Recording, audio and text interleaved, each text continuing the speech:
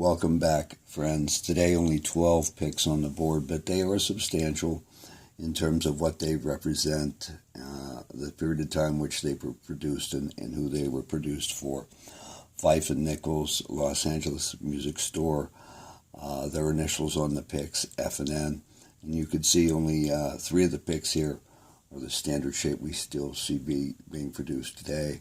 And even though the 354 is produced, as you can see right here, examples of the 354 and here as well, there is slight, actually obvious differences in terms of the celluloid. You've by now have seen the past videos, and you know that this type of wheat straw and these variations of whiskey on ice and wheat straw blends just can't be seen anymore.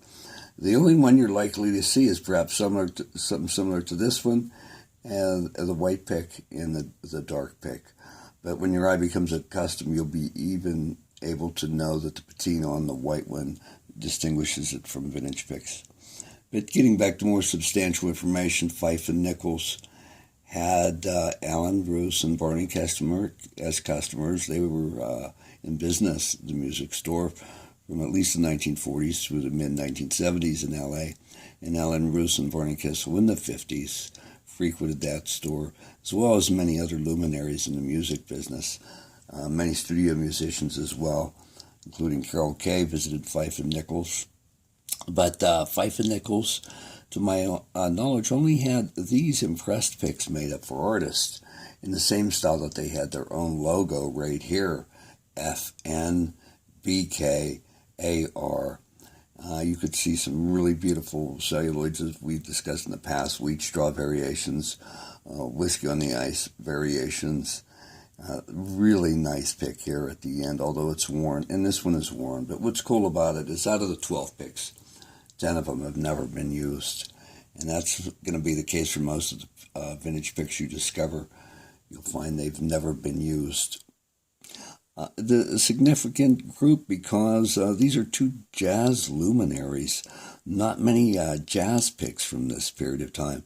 Estimated period production late 1940s to no later than mid-50s on these, based on the print style and the celluloid style as well. Alan Russ, I didn't know who he was until I looked him up on the internet and find out he himself was a luminary. And Barney Kessel, well, was such a legend amongst guitarists, jazz guitarists, and jazz aficionados that his name is well recognized. So that's an interesting connection between these 2 jazz guitar players and that music store in Hollywood. Normally, I would have reserved the vintage FN picks for another category, that of stores and promotionals. But in this case, since they're all connected, I decided to group them all together. So to me, I've always kept them in this particular group for that reason. Although if you ever come by 1 or 2 or 3 or even more, you could, of course, decide how you want to categorize them. Glad you joined me for this video. I want to give a note of thanks to R.C. Allen, deceased luthier that worked at Fife and Nichols and other stores in the downtown Los Angeles area in the late 50s and 60s. He is the one that has given us the information on these picks and illuminated that for us. Of course, you could have found F&N, Fife and Nichols, online.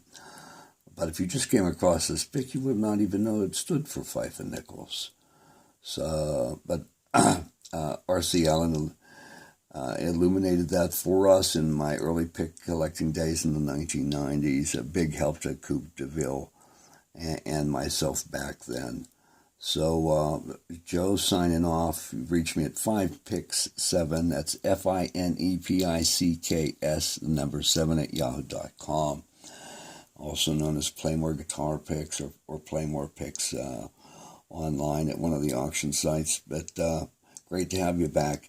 A whole bunch more videos to come. Take care for now. Bye-bye.